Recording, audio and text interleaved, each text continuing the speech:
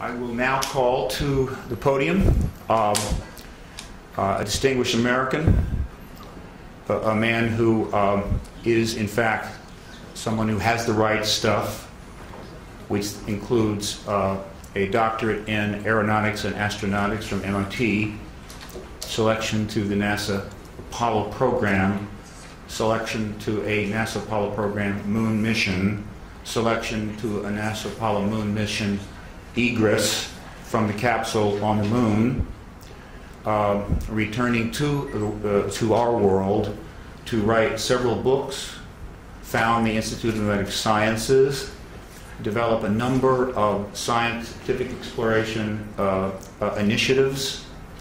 A man who's received far more awards than I could possibly list here, but which do include the Presidential Medal of Freedom nomination for the Nobel Peace Prize in a number of honorary doctorates.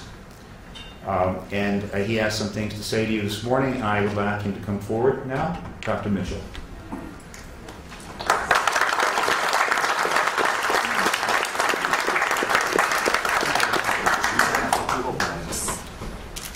Thank you very much for being here. My story with regard to the disclosure process is very simple. I grew up in Roswell, New Mexico, the site of the first UFO crash, the alleged UFO crash.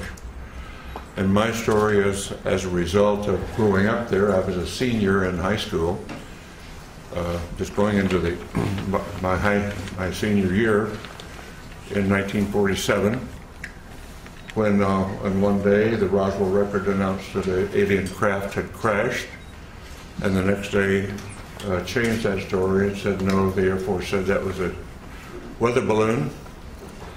And since I was on my way to college and more interested in those things, I didn't pay much attention to it at that point in time. However, my family was in the agribusiness. My grandfather was a cattle buyer and sold registered herds of bulls to the ranchers in the area, knew everybody in the area, the Pecos Valley and beyond, sold cattle into Arizona, western Texas, and was affectionately known as Bull Mitchell in those parts. And so it was not unsurprising to me later on that the lore of the area, of our friends and the people in Roswell, including the Sheriff's Department, and a military friend of ours, a major, who was also turned out to be a friend of Jesse Marcel, who was the first Air Force officer on the site of the crash. And this Air Force officer was in administration. He was not really involved, but he eventually told me his story, and that's how I became involved. So after my Apollo flight, I did very little. I knew nothing but the lore of the region up until that point. But after my Apollo flight, when I was back in the area and visiting relatives and friends, some of the people in the area who had been involved, what I call the old timers, who were involved in the 1940s, 1947, and subsequent with the Roswell crash, and people like in the Sheriff's Department who had been to the crash site and were supervising traffic. My friend and friend of our family, the Major, who was an office mate of in the administrative function at Walker Air Force Base.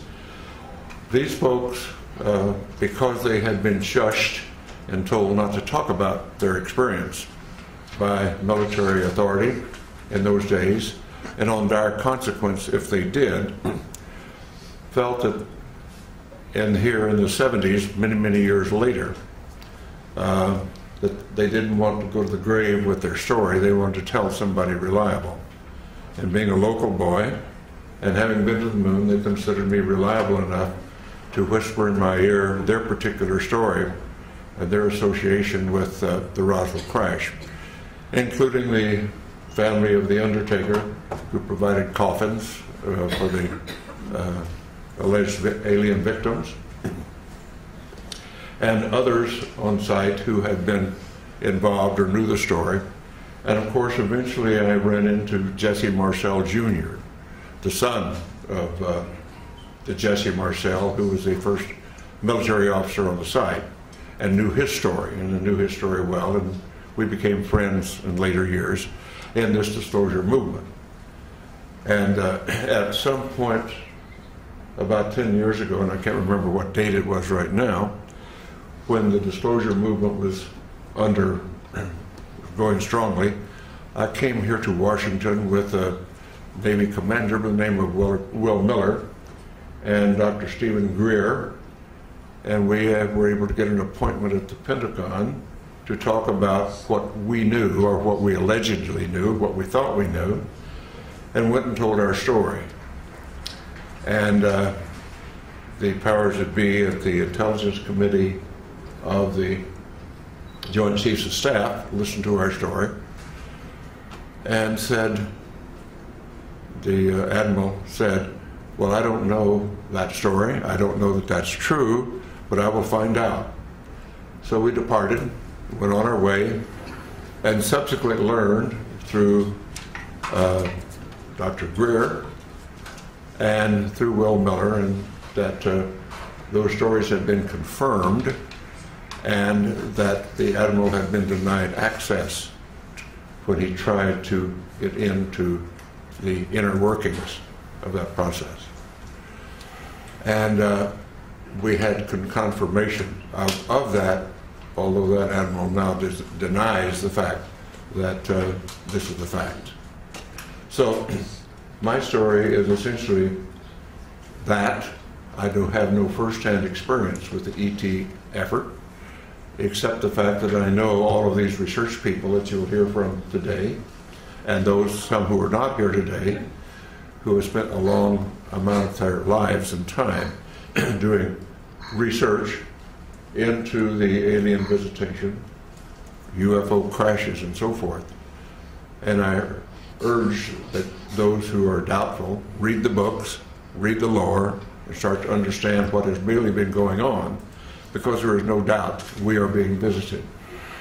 And as a person who is a part of the first generation of being a spacefarer of our civilization and having gone to the moon, and realizing that I do, and many of us do now, that have seen the Hubble pictures from space, the universe that we live in is much more wondrous, exciting, complex, and far-reaching than we were ever able to know up to this point in time.